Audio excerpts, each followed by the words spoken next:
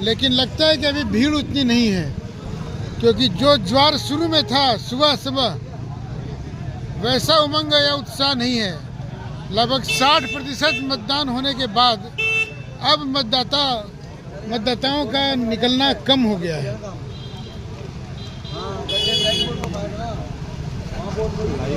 कोंडली चुनाव हमेशा बीजेपी और कांग्रेस के, बीजेपी और आप के लिए चुनौती हमेशा रही है, क्योंकि पिछले 3 बार से आपका यहाँ पर कब्जा रहा है। आपके भी बरकरार रहेगा। बीजेपी 27 साल से सत्ता से बाहर, बीजेपी इस बार भी सत्ता में आती है अथवा 32 साल ये हो जाएगा रन, ये देखना बाकी है।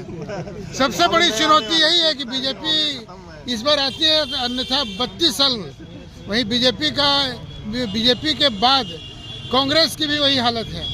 बीएसपी ने बेशक 70 सीटों पर अपने उम्मीदवार उठा करके वोट कटवा पार्टी के रूप में इस बार अपने आप को दिया है, और उनका साफ कहना है कि संविधान और अम्बेडकर जी के खिलाफ जो बोला है, जमानत जब्त होने वाली हुआ है, होना है।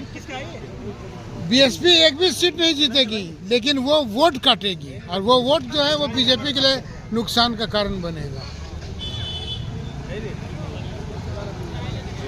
जिस जोरदार दमखम के साथ बीजेपी इस चुनाव में उतरी थी, वो दमखम उतरता हुआ दिख रहा है। जिस चुनाव पे ये दिल्ली है, कैसी दिल्ली वैसी दिल्ली का नारे लगाए थे, और जो पोस्टर किया था वो पोस्टर खुद उन्हें हटाना पड़ा, क्योंकि पोस्टर से उनका ही नुकसान हो रहा था।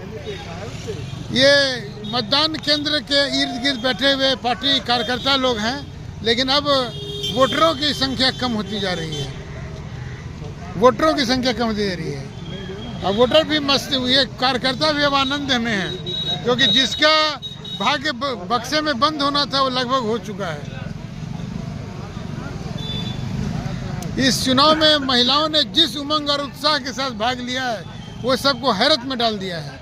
अब महिला 50% आधी शक्ति इस बार किसे अपना मत दे करके राजा बनाती है, ये तो 8 तारीख को पता चलेगा, मगर लोगों का अनुमान है कि राजा वही रहेगा जो राजा है। नए राजा की तलाश शायद इस बार न पड़े।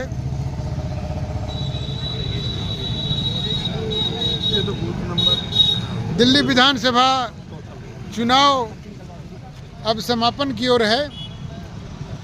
लोगों में उमंग उत्साह या सड़क पर भीड़ भी अब धीरे धीरे कम होती जा रही है। अब देखना यही है कि आधा घंटा में क्या गुल खिलता है, या वही होता है जो मंजूर खुदा होगा। सन्नी बाजार रोड से मैं अनामी।